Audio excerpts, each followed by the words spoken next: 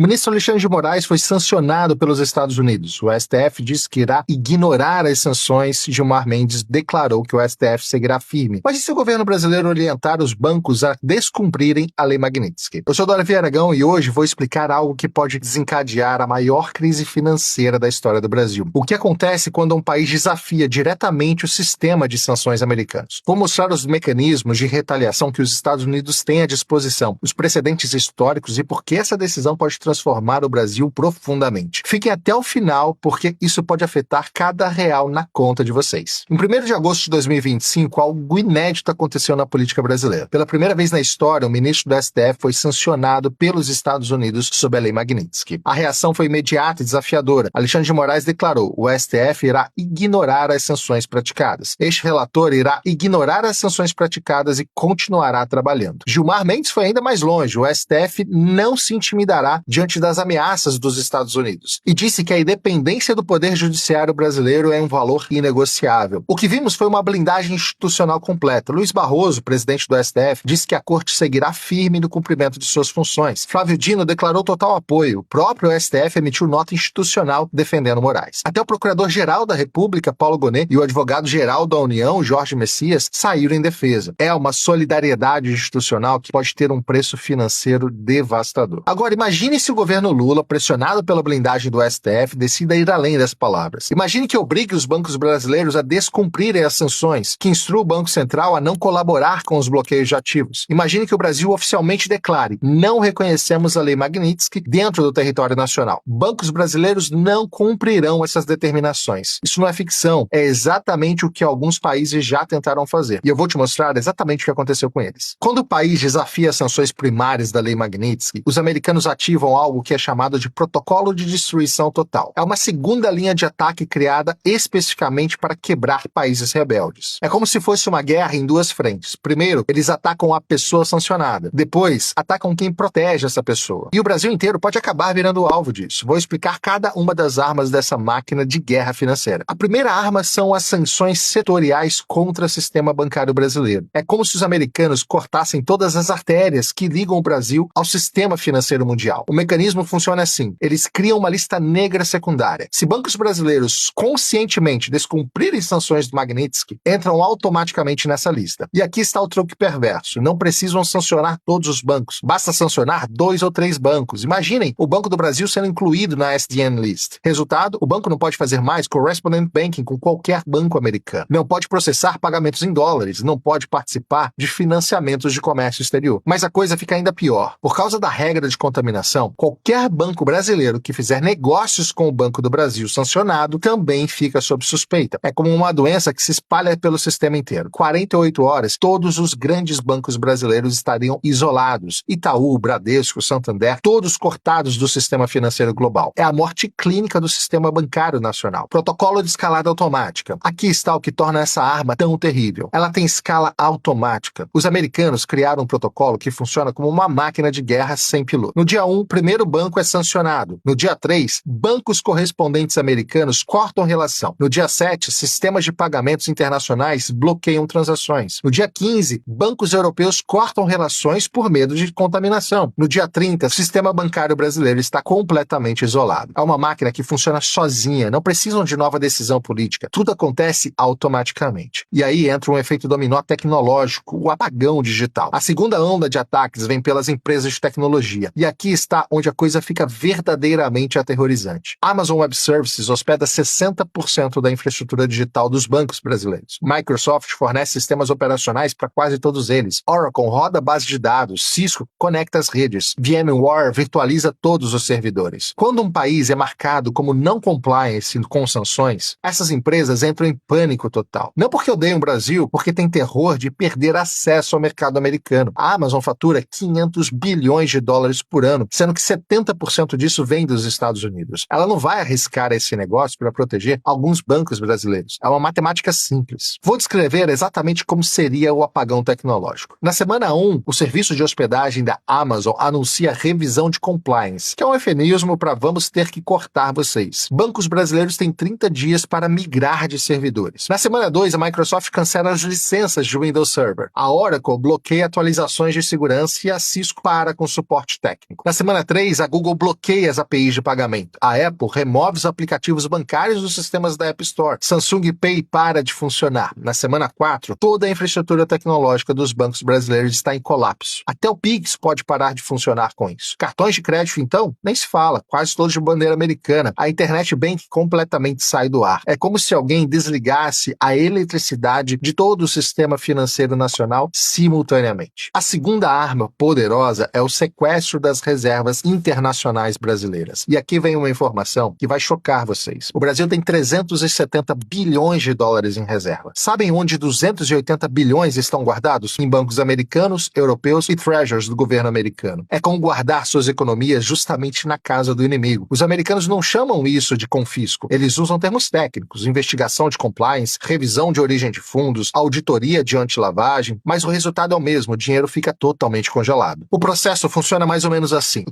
Treasury Department, o Departamento do Tesouro, abre uma investigação administrativa sobre as reservas brasileiras. Alegam suspeita de que o dinheiro pode ser usado para facilitar violações das sanções aplicadas pela Lei Magnitsky. Durante a investigação, que pode durar anos, as reservas ficam totalmente bloqueadas. O Brasil não consegue acessá-las, não consegue vender os títulos do Tesouro Americano que possui, não consegue movimentar qualquer tipo de depósito. É como se o Brasil acordasse um dia e descobrisse que 75% das suas reservas internacionais viraram papel de parede. Do dia para a noite, o país fica sem capacidade de defender a sua moeda. A terceira arma, desconexão do sistema SWIFT, é a arma nuclear do sistema financeiro internacional. SWIFT não é americano, ele é belga, na verdade, mas está totalmente dominado pelos americanos. Ele tem poder de veto sobre qualquer tipo de decisão, e quando os americanos pressionam, os europeus sempre cedem. O processo tem 3 fases. Primeiro, fazem a ameaça. SWIFT está revisando a participação de bancos brasileiros devido a violações de compliance de sanções. É um tiro de advertência. Bancos internacionais ficam apavorados, começam voluntariamente a reduzir transações com o Brasil. É como se o Brasil começasse a ficar com lepra financeira. Segundo, começam o isolamento seletivo. Bancos brasileiros ainda podem usar o SWIFT, mas com muitas restrições. Transações começam a demorar muito mais do que o tempo normal, e os custos ficam ainda maiores para as transações vindas do Brasil. É como se transformassem todas as autoestradas em estradas de terra e completamente esburacadas. Você ainda consegue chegar no seu destino, mas vai demorar 3, 4 vezes mais tempo, além de custar muito mais caro. E o terceiro, se o Brasil continuar resistindo à desconexão total, bancos brasileiros são simplesmente expulsos do sistema SWIFT. Resultado, o Brasil vira uma ilha financeira sem poder negociar com qualquer lugar do mundo. Não consegue receber pagamentos de exportações, não consegue pagar importações realizadas, o comércio internacional brasileiro para completamente, entrando em total colapso. A quarta arma, transformar commodities brasileiras em produtos tóxicos. É uma arma de destruição massiva econômica. O Brasil exporta 280 bilhões de dólares por ano, 65% são commodities. Soja, milho, café, minério de ferro, petróleo. Imaginem se esses produtos virassem radioativos comercialmente, ou seja, ninguém poderia comprar do Brasil sem sofrer algum tipo de sanção dos Estados Unidos. Os americanos criam o que chamam de lista de contaminação comercial. Qualquer empresa que comprar commodities brasileiras, enquanto o Brasil proteger sancionados pela Lei Magnitsky, pode ser também sancionada. É uma estratégia de terror psicológico. Eles não precisam sancionar todas as empresas. Basta sancionar 2 ou 3 grandes, como exemplo, que todas as demais irão seguir. Imagine que sancionem as americanas Cargill e Anker Daniels Midland por comprarem soja brasileiro, que são grandes compradores. No dia seguinte, todas as outras trading companies param de comprar com medo de também serem sancionadas. É como se criassem uma epidemia de medo no mercado de commodities. O Brasil vira pária comercial do dia para a noite. A quinta arma, uma que pouca gente conhece, mas é devastadora: pressão sobre as seguradoras internacionais. Todo comércio internacional depende de seguros. Navio carregando soja precisa de um seguro marítimo. Avião carregando café vai precisar de seguro de carga também. Até a refinaria de petróleo precisa de seguro de responsabilidade civil. E 95% das seguradoras internacionais são americanas ou europeias. A Lloyd's de Londres, a AIG, a Zurich, Allianz. Quando americanos pressionam, elas param de segurar cargas brasileiras. Resultado, navios param de sair dos portos brasileiros. Aviões param de carregar produtos brasileiros. É como se o Brasil fosse declarado não segurável. O olho que tudo vê. E aqui está o ponto mais aterrorizante. Os americanos têm tecnologia para detectar qualquer tentativa de burlar essas sanções em tempo real. Eles criaram algo que chamam de Matrix financeira. É um sistema de inteligência artificial que monitora trilhões de transações globalmente, 24 horas por dia. Cada transferência bancária gera 200 pontos de dados: origem, destino, valor, horário, tipo da moeda, bancos intermediários, código SWIFT, até localização geográfica dos dispositivos usados.